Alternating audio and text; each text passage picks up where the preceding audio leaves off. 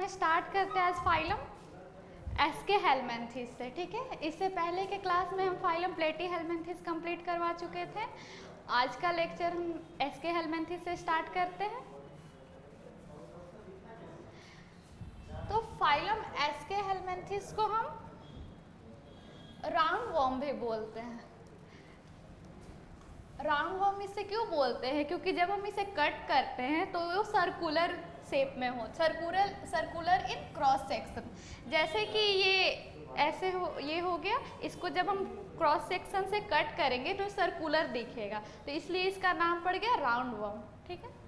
इसका हैबिटेट देखते हैं तो ये इंडोपैरासाइट मीन्स ये बॉडी के अंदर भी पाया जाता है और फ्री लिविंग भी पाया जाता है। ये पैरासाइटिक फॉर्म में भी पाया जाता है और फ्री लिविंग भी पाया जाता है। इसका एग्जाम्पल है रेबिडाइटिस, फ्री लिविंग फॉर्म का, ठीक है। इसका सिमेट्री होता है बाइलेटरल सिमेट्री। जैसे कि हम बताए थे रेडियल सिमेट्री में सिर्फ 3 फाइलम होता है। कौन सा? हाँ, सिलेंट्रेटा, एडल्ट इकाइनोडर्मेटा, ठीक है। उसके बाद होता है जर्म लेयर। तो जैसे जैसे हम बोले सिलेंट्रेटा और टीनोफोरा था डिप्लोब्लास्टिक, उसके बाद का सारा था ट्रिप्लोब्लास्टिक। तो अब सारे जो होंगे आगे के फाइलम सारे में ट्रिप्लोब्लास्टिक पाए जाएंगे, means 3 germ layer, ectoderm, endoderm और मेसोडर्म। इसके बाद सीलोम कैसे होते हैं? सूडोसीलोमेट। अब यहाँ से सीलोम का स्टार्टिंग होगा। इससे पहले सारे फाइलम जो थे सारे एसीलोमेट थे, मीन्स उसमें सीलोम प्रेजेंट नहीं था, बॉडी कैविटी जो होता है। और ये फाइलम एस्केहेलमिन्थेस में ये वीवीआई क्वेश्चन, ये सूडोसीलोमेट पाए जाते हैं, मीन्स मेसोडर्मल पाउचेज प्रेजेंट होते हैं। यहाँ पे मेसोडर्म नहीं बनता है, मेसोडर्म का पाउचेज प्रेजेंट होता है। तो उसे हम जैसे स्टार्टिंग में हम बताए थे कि सीलोमेट क्या होता है, एसीलोमेट, सूडोसीलोमेट, तो उसी तरह से ये एग्जाम्पल है सूडोसीलोमेट का। फिर level of organisation, organ system level. अब इससे आगे जितने भी फाइलम होंगे, प्लेटीहेलमिन्थेस ऑर्गन सिस्टम था, ऑर्गन लेवल था। From Aschelminthes to Chordata organ system level पाया जाएगा, okay.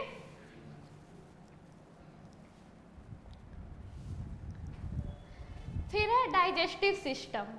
Digestive system complete alimentary canal. इससे पहले जो हम डाइजेस्टिव सिस्टम देख रहे थे वो इनकम्प्लीट था, ठीक है। मीन्स एक ही ओपनिंग था जो माउथ की तरह भी बिहेव करता था और एनएस की तरह भी, उसी से इंजेशन भी होता था और उसी से इजेशन भी होता था। ये इसका फाइलम एस्केहेलमिन्थेस का डाइजेस्टिव सिस्टम कंप्लीट होता है, मीन्स इसके पास माउथ भी होता है और एनस भी होता है। इसके पास मस्कुलर फेरिंग्स पाए जाते हैं, ठीक है। मस्कुलर फेरिंग्स होते हैं जो कि फूड को इंगल्फ करने में हेल्प करते हैं, ठीक है। एक्सक्रीशन जो होता है रिनेट सेल के थ्रू होता है या एच सेल। एच सेल हम इसे क्यों बोलते हैं? क्योंकि ये एक ही नंबर में होता है। इससे पहले प्लेटीहेलमिन्थेस में एक्सक्रीशन किसके थ्रू होता था? फ्लेम सेल के थ्रू, ठीक है। वो बहुत सारे नंबर थे, जो फ्लेम सेल थे वो बहुत सारे नंबर में पाए जाते थे, लेकिन यहाँ जो रिनेट सेल है वो सिर्फ एक ही पाया जाएगा। ये जो है ये जो हो गया एच सेल का हो गया। यहाँ एक्सक्रीटरी ट्यूब्स हो गया, ठीक है। एक्सक्रीटरी ट्यूब्स आके एक्सक्रीटरी पोर्स में खुलेगा और एक्सक्रीटरी पोर्स के थ्रू जितना डाइजेस्टिव वेस्ट होगा वो बाहर जाएगा, एक्सक्रीटरी वेस्ट सारा बाहर जाएगा, ठीक है। तो यहाँ पे माउथ भी है और एनएस भी है, दोनों प्रेजेंट होते हैं। और इसका एक्सक्रीशन होता है रिनेट सेल के थ्रू, या इसे हम एच सेल भी बोलते हैं, ओके।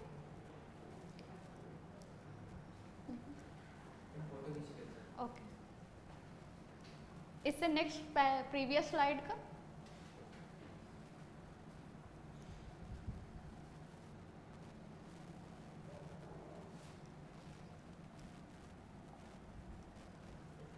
इसका रिप्रोडक्शन हम देखते हैं कैसे होता है। तो ये यूनिसेक्सुअल होता है और डायोसियस होता है। यूनिसेक्सुअल मीन्स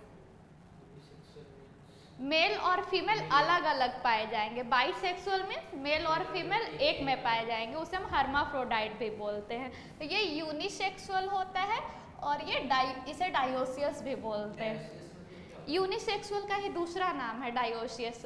जैसे कि हम बाइसेक्सुअल बोलते हैं उसको अदर वे में हम मोनोसियस टर्म यूज करते हैं, तो यूनिसेक्सुअल को हम डायोसियस बोलते हैं, ठीक है। यहाँ पे सेक्सुअल डाइमॉर्फिज्म प्रेजेंट होते हैं, मीन जैसे कि हमारे अंदर जैसे मेल और फीमेल हम बाहर से देख के पहचान सकते हैं, मेल के पास बियर्ड होते हैं, ठीक है, फिर फीमेल का हाई पिच होता है, तो हम बाहर से देख के पहचान सकते हैं कि ये मेल है ये फीमेल है। उसी तरह हम एस्के हेलमिंथिस को ही हम देख के पहचान जाएंगे कि ये फीमेल एस्के हेलमिंथिस है, राउंडवॉर्म है, और ये मेल राउंडवॉर्म है। तो इसे हम बोलते हैं सेक्सुअल डाइमॉर्फिज्म प्रेजेंट होता है। फिर इंटरनल फर्टिलाइजेशन और क्रॉस फर्टिलाइजेशन होता है, मीन्स गैमेट जो होते हैं वो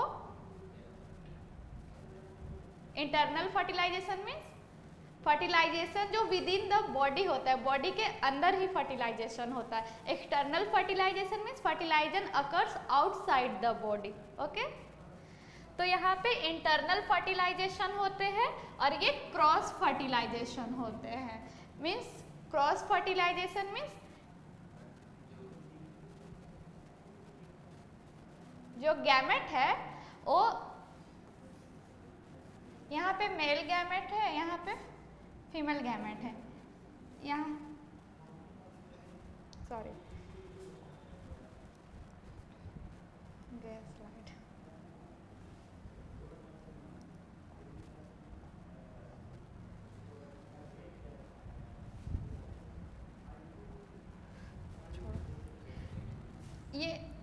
ये जैसे यूनिसेक्सुअल होते हैं, तो यूनिसेक्सुअल हुए तो इसके मेल गैमेट मेल अलग रहेगा फीमेल अलग रहेगा, ठीक है।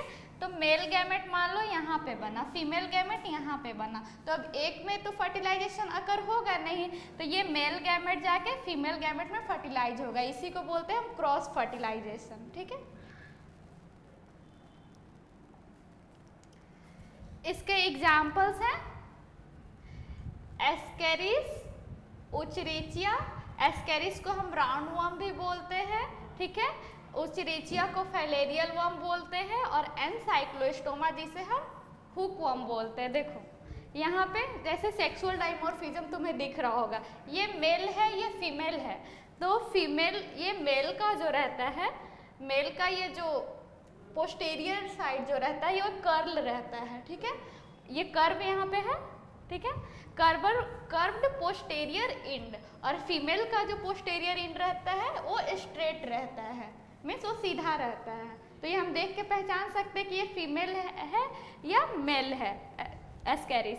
फिर यहाँ पे इसके फीमेल में माउथ होते हैं, लिप्स होते हैं, एक्सक्रीटरी पोर्स होते हैं फॉर एक्सक्रीशन, ठीक है। मीन्स एक्सक्रीशन के लिए पोर मीन्स ये छेदा पाए जाएंगे, एक्सक्रीटरी पोर्स, ठीक है।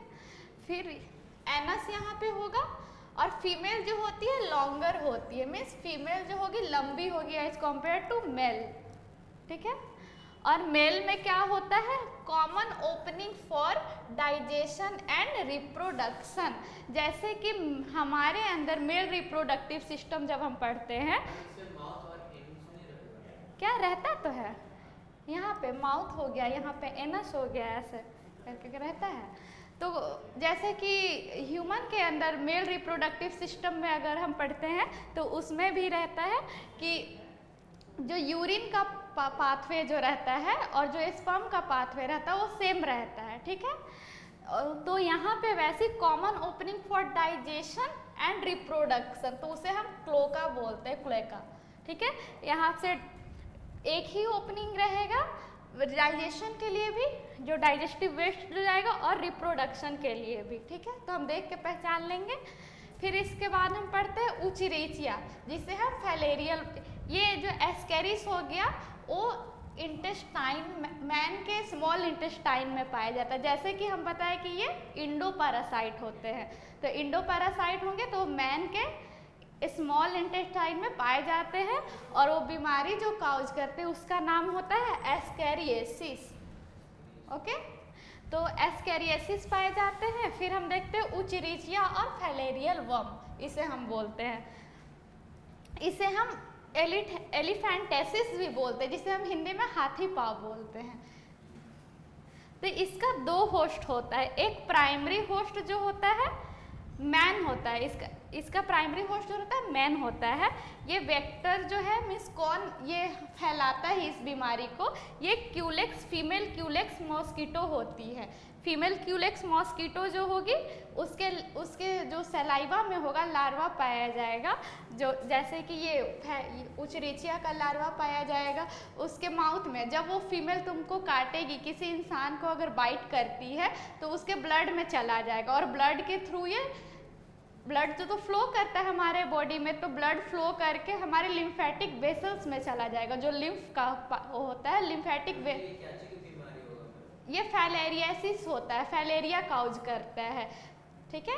जिसे हम देखते हैं कि जिसका पैर लोअर लिम्फ सूज जाता है, सूजन हो जाता है, होता है ना, तो उसी को हम बोलते हैं फैलेरियासिस। तो ये जो होता है worm is present in lymph vessels. Worm जो है वो जाके लोअर लिम्फ मीन्स मोस्टली वो लोअर लिम्फ में ही ज़्यादा जाके वहाँ पे ब्लॉकेज कर देता है, ब्लॉकेज, और इसे एडिमा कर देता है। एडिमा जैसे कि टिश्यू को स्वेल कर देता है। तो ये बीमारी उसे हम बोलते हैं फैलेरिया, कि फैलेरिया हो गया उसको। तो उसका वेक्टर कौन होता है? Female Culex. जैसे कि हम आगे जाके पढ़ेंगे जो मलेरिया काउज करता है तो उसका वेक्टर कौन होता है? Female Anopheles. तो आगे वाले फाइलम में पढ़ेंगे। तो इसका ये जो एस्के हेलमिंथेसिस है उसमें उचरीचिया का वेक्टर जो हो गया, जो फैलेरिया काउज करेगा वो फीमेल मॉस्किटो होगी, क्यूलेक्स होगी। वर्म जो होता है वो लिम्फेटिक वेसल्स में जाके ब्लॉकेज कर देता है और स्वेलिंग कर देता है। फीमेल पाई जाती है, ठीक है। फिर ये है एनसाइक्लोस्टोमा, जिसे हम हुक वर्म भी बोलते हैं। ये तीन एग्जाम्पल्स हो गए, तीनों को लर्न करना है। ये फिगर हो गया, ये फर्स्ट फिगर, ये हो गया तुमको एस्केरिस का राउंड वर्म का, ठीक है। ये हो गया तुमको ये फैलेरियल वर्म का, और इसके बाद जो हो गया एनसाइक्लोस्टोमा। तीनों एग्जाम्पल, तीनों फिगर। तो ये कुछ क्वेश्चन है जो कि हम आंसर यहाँ पे पहले से हैं। Which of the following character does not belong to ctenophora? कौन सा ऐसा कैरेक्टर है जो टिनोफोरा में मीन्स नहीं पाया जाता है? तो एसेक्सुअल। टिनोफोरा में बायोलुमिनेसेंस प्रॉपर्टीज पाए जाती है, ठीक है, जो कि हम बताए थे। Bioluminescence means light emitting property, वो लाइट इमिट करता है। जैसे भगजुगनू जो होता है, जो जुगनू होता है वो लाइट इमिट करता है। ये जुगनू तो नहीं होते हैं लेकिन उसी तरह वो लाइट इमिट करते हैं, ठीक है। फिर इसमें एक्सटर्नल फर्टिलाइजेशन पाया जाता है, और ए एक्सक्लूसिवली मैरिन होता है। इसमें एसेक्सुअल नहीं, ओनली सेक्सुअल रिप्रोडक्शन प्रेजेंट होता है। Okay, thank you.